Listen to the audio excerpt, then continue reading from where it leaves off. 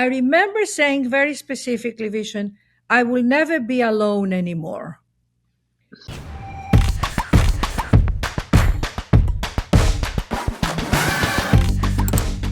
So, as many of you who follow me know, I love speaking about mindset, about health and wellness, a wide variety of topics. But one of the things I don't get to talk about as much is the spiritual side. I'm a big believer in the unseen. And in my day-to-day life, when I set goals, when I set intentions, I always make it a point to do, I guess, what in the traditional world we call prayer. In my case, it's prayer. But I believe in communicating not just with God, but with guides. Guides, call them angels. If you guys have done the Silva method, you might call them counselors. But to me, it's one of the most powerful things that I do. And I cannot tell you the sheer amount of magic and synchronicity that I've witnessed in my life as I've taken this practice more seriously, which is why I'm so excited about our guest today, Agapi Stassinopoulous. Agapi teaches on Thrive Network, her sister Arianna Huffington's media company dedicated to health and wellness. I've been a big fan of Arianna for many years, and I'm delighted to now get to connect with Agapi. So Agapi has a new book coming out, and the book is about talking to spirit. It's about prayer. The book is coming out from Penguin Random House, so me and Agapi have the same publisher, and it's called Speaking with Spirit: 52 Prayers to Guide, Inspire, and Uplift You. You can check it out at wakeuptothejoyofyou.com to learn more. This is what Jessica Alba said about it: a lovely book that vibrates with wisdom. Agape is bringing spirituality to your fingertips and reminding you that the spirit already lives inside you. Connecting with your higher self or spirit through prayer is a practice for all of us, no matter your beliefs. So Agapi has been trained in London at the Royal Academy of Dramatic Arts. She has a master's degree in psychology from the University of Santa Monica. She was born and raised in Athens, Greece, and spends her time teaching meditation workshops for Thrive Global, the company founded by her sister.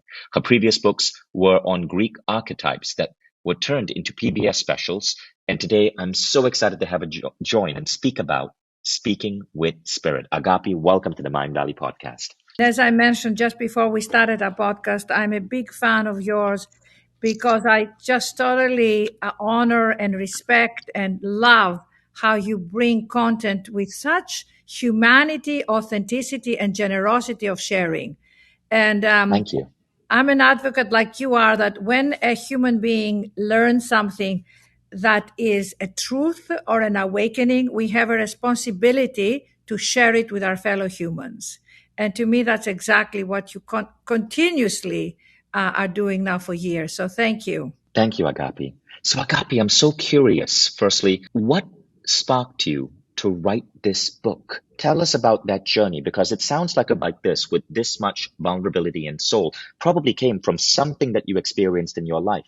Yes. Well, where do I begin? I just want to honor my mother who passed away 22 years ago. And I know you're a family man yourself. And my mother brought me and Arianna in the most incredible, grounded spiritual way, not religious. She was not a woman who went to church, but she was a woman who honored the spirit and the life force in our everyday life. And my mother had this incredible ability to commune with something larger than ourselves. And that's what I call God. And for our audience right now, I just want to ask you to give yourself permission to define God how you define it, because religion can restrict us and say this is God and this is God. But really, as Vision so beautifully said, it's the unknown, it's the mysterious, it's the invisible. And the invisible is very difficult to bring down to this limited material expression. So with my mother's roadmap, I unfolded since I was 12 years old with yoga and meditation. Can you believe it? As a teenager in Athens, Greece, I was, both Arianna and I were taught yoga and meditation. The book Autobiography of a Yogi was by my mother's side in Greek. So years later, I studied in London at the Royal Academy, and I had a dream to be an actress, and I'm a very, very good actress as well, which I will um, sometime share with the Mind Valley audience. I can do amazing monologues of Shakespeare and the Greeks and Bernard Shaw, and always people say to me, "Oh my God, you're such a good actress. How come you're not acting?" And I say, "That's because God had another plan for me." And my plan with God in partnership and my soul was to awaken to my own soul. When I went to Los Angeles to do a movie, I very lost in terms of away from my family and in the Hollywood world, which is a very difficult place to really connect, because there's a lot about glamour and illusion, and yet in that place I was able to find the connection with spirit. The movie I went to do did not work out, and at the age of 23 started my conscious spiritual path. I had a spiritual awakening, very specific. I describe it in the book through reading the book Autobiography of a Yogi. And I had an awakening of the third eye opening and seeing myself as a soul, as a light. And vision, I call that moment grace, because ultimately we don't will these things. Our soul yearns for the connection, and then the connection shows up in our life. And at that point, I asked for a spiritual master, and I met my teacher. That's when I was 23. And I started, my teacher's name is John Roger, passed away, but the practice that I have is called the Movement of Spiritual Inner Awareness, about soul transcendence. It's global, it's very small, but it's a path of where everything about your life is about awakening to your soul, to your spirit, to your light. And I started the practice of knowing, and I remember very specifically, I want to share with my listeners, I was in LA on a little mountaintop meditating, and in the most unknown way, when you're a young girl and you don't know what your life is going to be, the insecurities, the career insecurities, the relationship insecurities. And I closed my eyes and I asked for that presence that I had experienced in the awakening to fill me. And I saw the light, and the light came in and filled me in my heart and in my soul and in my being. And I remember saying very specifically, Vision, I will never be alone anymore.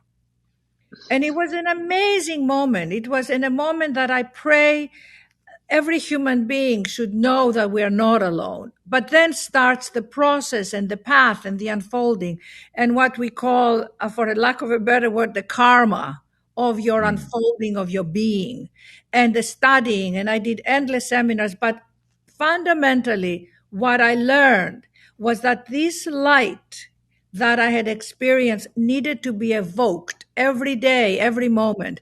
So I would start my day in my spiritual practice by saying, I ask, and I'm doing it right now for all of us.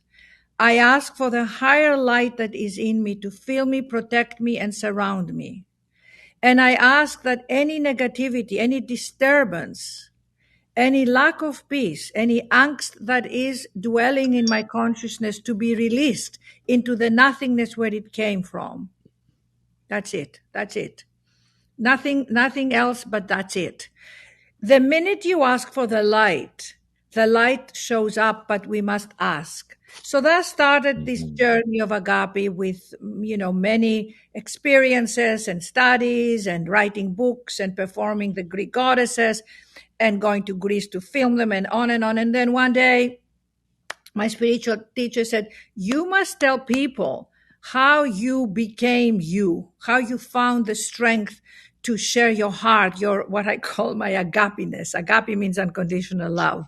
And I said, right, I'm going to write a book and tell everybody from the beginning, from Greece, what my mother taught me and Arianna, coming as young girls to London to study, learning the wisdoms of how life shows up for you, but you have to show up for life.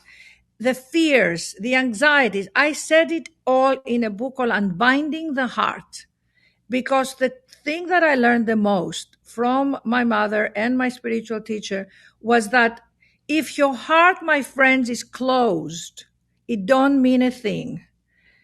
I don't care how many hours you meditate, how many hours of yoga you do, what you practice, what you read. If your heart is not open, when your heart is open, the love gushes out. I call it the tsunami of spirit.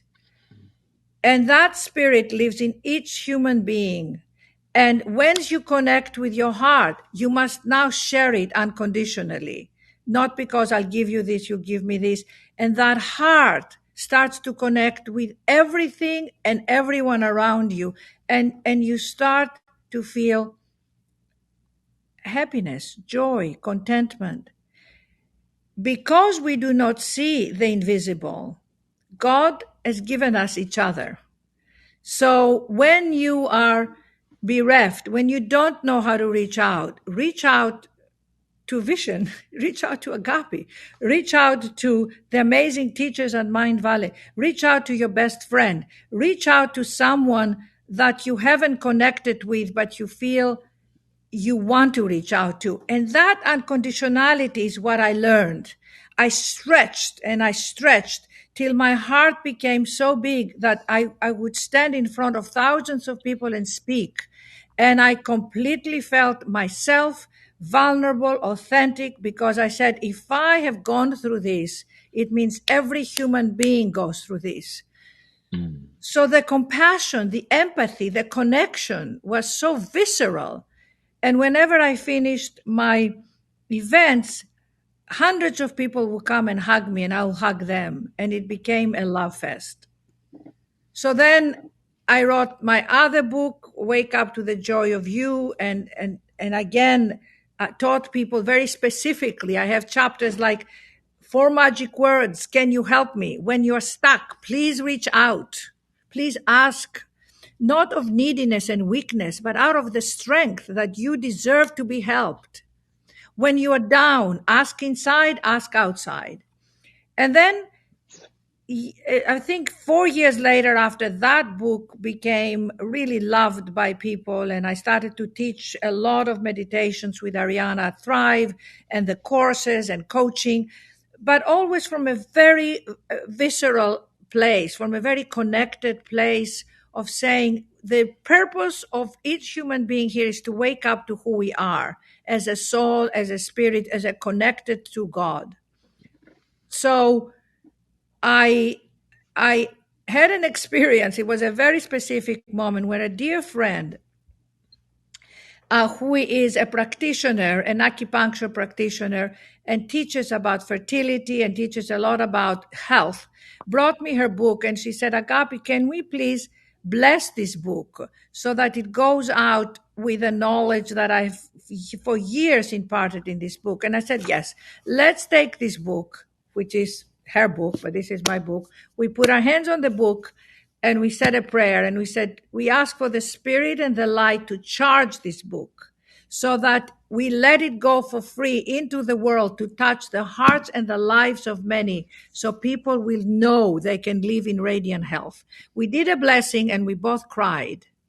And I said, oh my God, this is amazing. I felt the book and the pages and the wisdom in the book was charged. And at that moment, Vision, something said, Agapi, you must write a book about the power of evoking the light, the prayers. So people will know that prayer is not a structured on the pedestal on Sunday mornings at church, or when you do it with your culture or with your practice. Prayer is a daily 24/7 thing. It's opening the gates. to you and your spirit and God. And as you said, bring your guide every moment in the shower, when you're making your cappuccino, when you are interacting at the supermarket with people, when you're online at the TSA at the airport. You pray, you bring that light. And my friends, you become a light bearer, a warrior on this planet that needs you. I'm talking to each person here. You are needed and you've got it. I had a woman in a podcast 2 weeks ago who started to cry in the middle of the podcast. And she said, "Oh my God, God is inside of me. God is inside of me. It's not out there." And I went, hallelujah. And that's the moment I pray you will all experience. It's not in, we all think the teachers have it, the enlightened people. Wow. You got it right this minute that you're listening to me and Vision. You've got it. And I want you to own it. I want you to find the courage to say, I've got it. I don't quite know where it is. I don't quite know how to pray. I feel silly when I pray. So what? Feel silly. Feel like a child, where you say, my beloved, I know you are somewhere in here. Show me, show me, show me today. I'm ready. And you come in and you walk down the street and you feel something tapping in your shoulder and you go, what is this? And you hear a guide say, I'm here. I've always been here. Thank you, Agape. That is so beautiful. I literally was tearing up as you were saying that because I feel that. And but it's this topic is so interesting. So speaking of the word agape, right? Have you heard of Michael Beckwith's church in LA, Agape, the Agape Yes. Spiritual Center? I love that church. So many times in LA, people say to me, "Oh, you own a church?"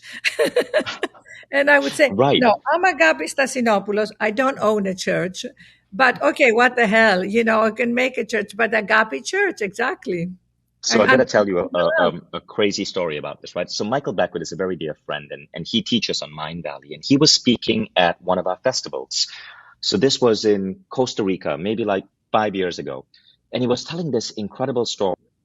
And I was running the event, so I was busy making sure the lighting, the sound, I was like yes, the yes, dinners was set up, and then he started telling the story, and it suddenly caught my attention. And listening to the story changed my life because I believed in guides and angels, but I wasn't actively using them. Michael spoke about how he was swimming in Costa Rica and a riptide yes. started pulling him into the ocean and Wow. he couldn't break free. He couldn't break free and he was sure he was going to die.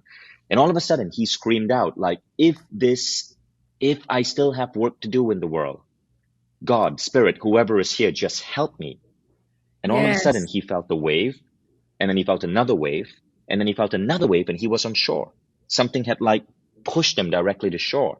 Wow. The very next day, when he caught his breath and he was functional again, he wondered like what happened. And then it Wow. dawned on him. He asked for help from spirit, and then three waves came and pushed him to shore. Amazing. And he turned to spirit again and he said, well, what took you so long?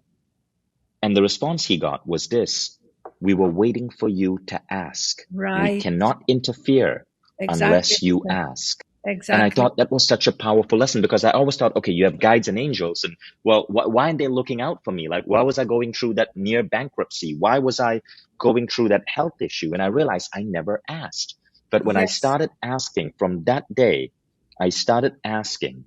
And it's like I live life in magic. It's been incredible. I totally relate to every single thing you said. And that's one of the main points I actually make in the book, that we must dare to ask.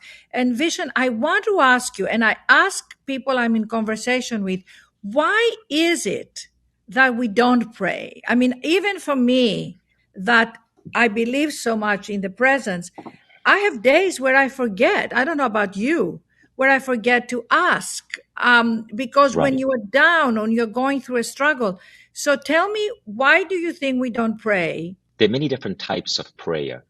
And the concept of prayer has been turned into a rote memorization Yes, because of organized religion. Now, I'm not in any way bashing organized religion, but in absolutely. many ways, it has been turned into a rote memorization. And we lose our emotional feel with it. And so I grew up in a Hindu family. And my God, the rituals and the stuff we had to go through, it annoyed me as a child. It And the annoyed me weddings, that and the weddings. the weddings are fun. The weddings are amazing. Don't bash Indian weddings. No, Indian weddings are I'm not like bashing them, but festivals. they're like huge productions, Yes. right? But the memorization, but sitting in a boring temple for 1 hour, hearing a priest go on and on and on in Sanskrit in a language you don't understand, that what turns people off. So Yeah. I gave up on religion. I actually decided as a teenager I hated religion. Religion was bad. It was Yeah, only later on I realized that I was confusing spirituality and religion.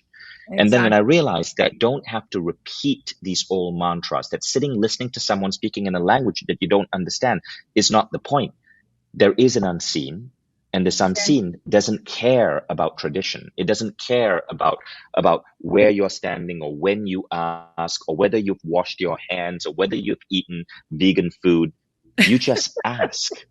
We like project all of our human desires and insecurities on the unseen. You must Yes. be good. You must not have sex before marriage. You must clean out all the gluten from your refrigerator. All of Yes. this nonsense, but it doesn't really care because it lives Not in the at world all. of no judgment. So when we just ask, there's such incredible magic that happens. And there is this great phrase that I love that I have in the book that I say, God is not a being. It's a state of being. And it's a state of being that is we have access to 24/7. That my spiritual teacher used to say, heaven is not a location, it's a vibration, but it's a Right, vibration that is higher from this physical, emotional, mental level. So in order to get to that vibration that is here right now, because it's in our breath, our very breath is connected to our spirit, and we need to slow down that part, and we need to rise the vibration. And I know you talk a lot about vibration, and so right, each one of us, and I mean, there is meditation, of course, and people always say, what's the difference with meditation? To me, meditation is more passive, where you lean back and you just allow the unconscious and the subconscious to do what they're doing, but your mind can interfere. So I encourage you all to start your meditation practice or your yoga practice to evoking that light or that prayer aloud, because my friends, your voice carries the sound current. The universe is a sound. We all know that. And if you go way up, if you ever ski or go up to the mountains, you hear that hum. And that's why the sound, and any sound also of composers, I mean, if you're ever feeling depressed and unhappy and disconnected, listen to Beethoven's Ninth Ode to Joy. Go on YouTube. There is a chorus of in Japan of 1,000 chorus and instruments, and they do Ode to Joy by Beethoven. Trust me, you're going to be blown away. wow. Because, especially, let me just speak for a minute on the pandemic. I don't know how things are in Estonia, where you are. I'm in New York City. It's snowing today. I was in Los Angeles for a year and a half, March 14th, 2020. Ariana, my nieces, Christina and Isabella, and my niece's fiance, then now they're married. We went to Los Angeles at our home, a beautiful house with a garden and beautiful trees. And we thought we would be there for a month. And we ended up staying for a year and a half, because that's when the pandemic exploded everywhere. And New York was really very bad. So we said we'll go to LA. Then, of course, LA was bad. And during that pandemic, I felt absolutely exiled. I had a very, very hard time. And this is where I had to write this book. I had a deadline. Donna was calling me, said, we need the chapters of this book. And I was, being that I'm an extrovert, I think you are an extrovert, I think, Vision, because I I see am. you interacting with people. Imagine if, I mean, we had to do the Zooms and the FaceTimes and the technology, but I viscerally, not only am an extrovert, I'm a Greek extrovert. You know what that means? I love I've people. seen the I love movie, My Big Fat Greek Wedding, so I can exactly. imagine. I love food. I love people. I love events. I love weddings. And I missed my friends. I missed not being able to see anybody. I missed going to the supermarket to buy my food, to the restaurants. the events, everything. And I felt in a straitjacket. And at that moment, I had to choose spirit. I had to ask for comfort.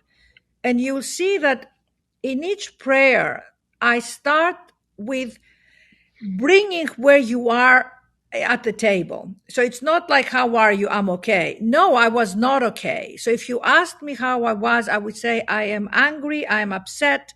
I'm suffering this loss of loneliness, everything you can imagine. And out of that, I dictate my books, by the way, because I'm not I'm an orator. I'm an actress. I'm a performer. So I need to speak to another human being.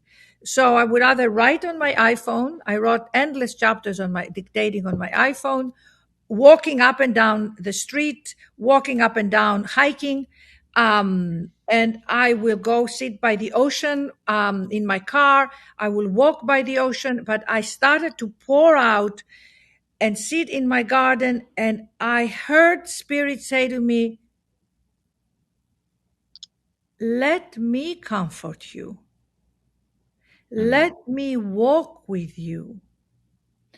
The world as you've known it has changed, but I have not changed. Find me, ask me. And in that stillness, in that aloneness, I felt an extraordinary presence of the Spirit. And that's what I wanted to share with all of you, is that in that silence, for me, I unfolded and found the comfort and the soothing that we all need. We all need the lover. Before we continue, I just want to, for those of you who are listening on the podcast, I want to make sure you know where to find Agapi's book. Okay, so all you got to do is go to the following website, wakeuptothejoyofyou.com. Okay, wakeuptothejoyofyou.com. And you can And find it in any bookstore or yeah, anything online. I mean, we all have our favorite bookstores. And the book just came out on Audible as well, my dear oh, that's Vincent. great. And I love the audio because I find that when I speak and I meditate and I do the prayers and the meditations, there is a lot of spirit that comes in that soothes people. Again, I'm back in the soothing. I So feel. Agapi, the book has 52 prayers to guide, inspire, and uplift you. Be able to read us one of these prayers, maybe something short? Yes. Oh my God, I have so many. Let me ask you, what did you get a hit on? I have a lot of quick God fix to hear the voice of your wisdom. And That sounds good. I love, this is very short, and it's me saying, God, what do you have to say to me? God, shut up and let me love you. Often, Spirit just wants us to shut up and let ourselves be loved because we are too busy asking, even in asking. And one of the um, prayers that I have often is not just I want this or I want that, but help me find the strength in coping or going through this challenge that I'm going through.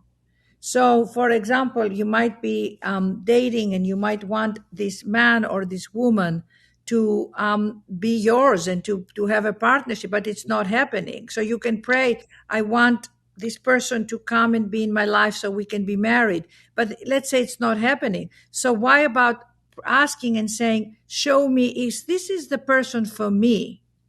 Let grace and Mm, ease and support come and show me. And if person is not for me, please show me how to let go because I don't know how to let go. mm, So always start by if you're talking to your best friend, like I'm tired. I'm burned out. I'm going through financial difficulties.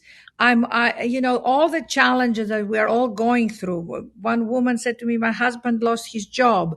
I am pregnant with a new child. We have a child. I'm so worried.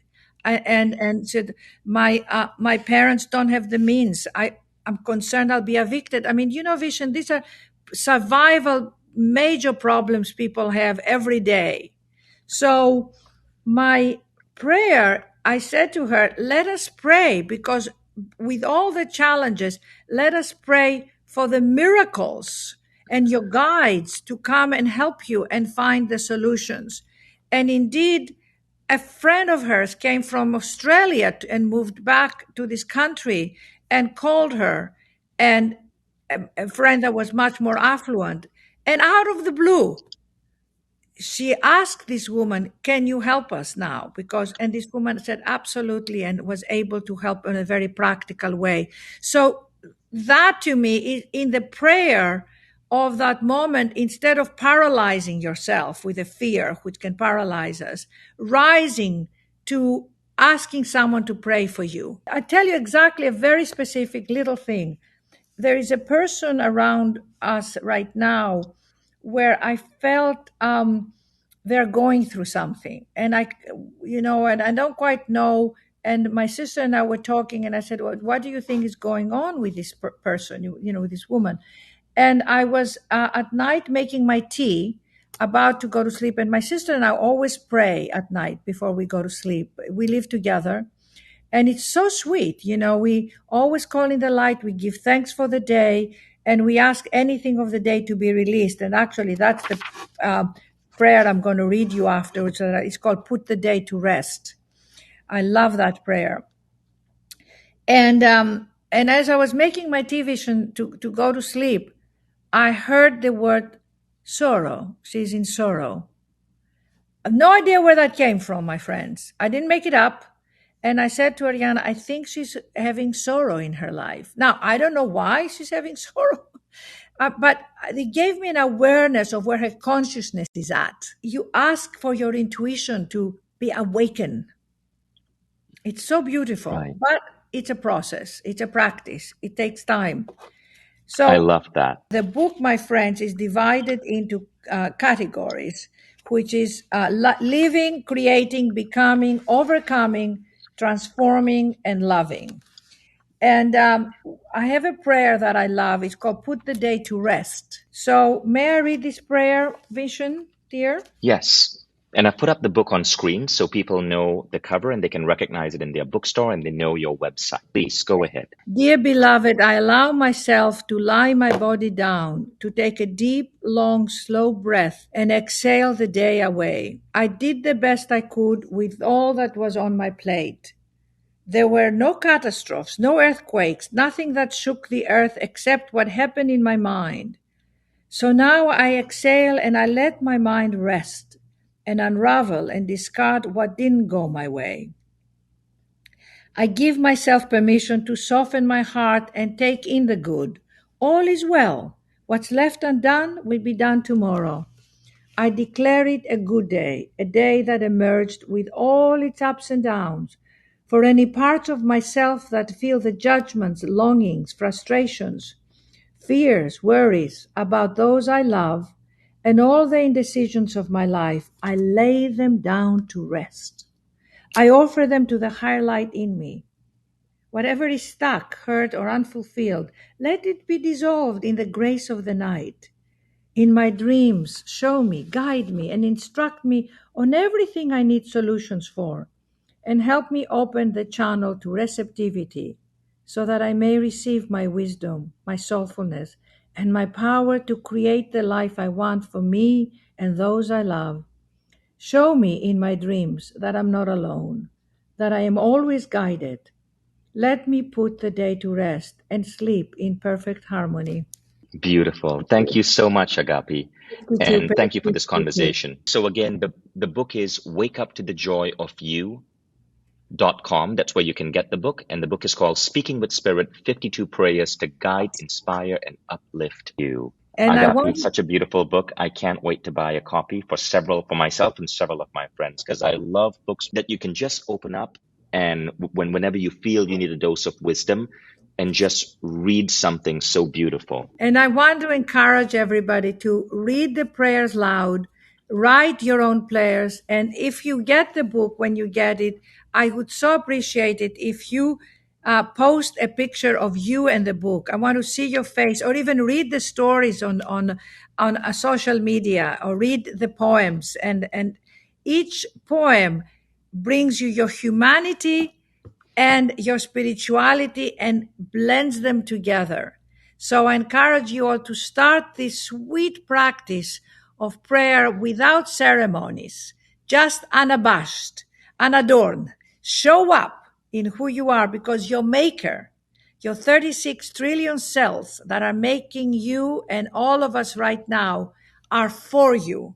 It's your life force. Vision, you have created an incredible family, and I'm so glad to be part of it now, forever. Thank you, Agapi. Thank you so much.